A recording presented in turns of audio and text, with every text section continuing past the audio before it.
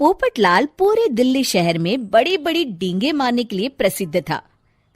साथ ही वो अव्वल दर्जे का पेटू भी था। उसकी इस आदत के चलते कोई भी आदमी उसे अपने घर भोज पर नहीं बुलाता था। फिर एक दिन पोपटलाल अपनी बहन के घर जाता है, जो दूसरे शहर में रहती थी। अरे पोपटलाल, बड़े दिनों के बाद तुझे मेरी याद आई। माय डियर बहना, तू तो जानती है मैं अपने कारोबार में कितना व्यस्त रहता हूँ।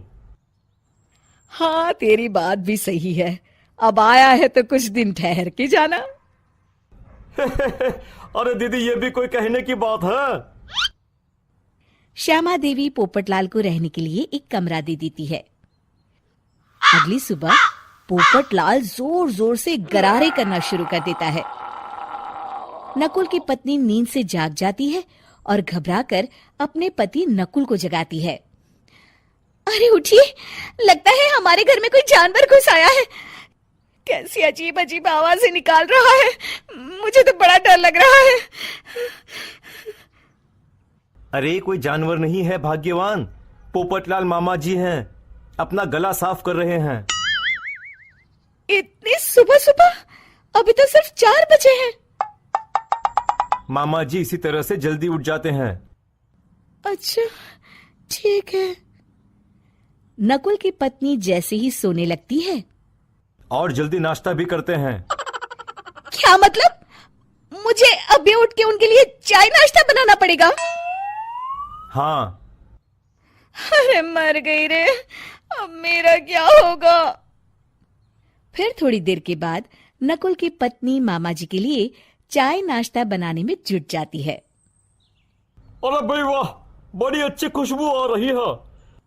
बहू, जो भी बना रही हो फटाफट ले आओ, जोरों की भूख लगी है। हाँ मामा जी, अभी लाती हूँ। देखते ही देखते पोपटलाल सारा नाश्ता चट कर जाता है। बहू, कल से पराठे में देसी घी ज्यादा डालना, आज कुछ मजा नहीं आया। हे भगवान, इसका नाम तो पेटू लाल होना चाहिए था। पूरे 10 लोगों का नाश्ता अकेले हजम करने के बाद भी इन्हें मजा नहीं आया। इस तरह रोज पोपटलाल सुबह सुबह घर के सभी लोगों को नींद से बेवक्त जगा देता था और हमेशा खाने की उल्टी सीधी फरमाइश करते रहता था। देखते ही देखते गुप्ता परिवार की दिनचर्या अस्त व्यस्त हो जाती है।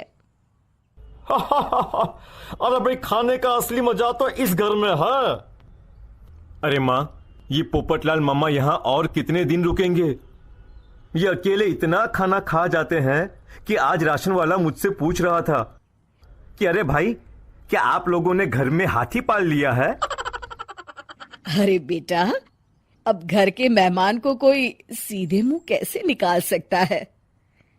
माँ जी, अब बर्दाश्त की इंतहा हो गई है। मैं अकेले इतना काम नहीं कर सकती। आखिर मैं भी इंसान हूँ।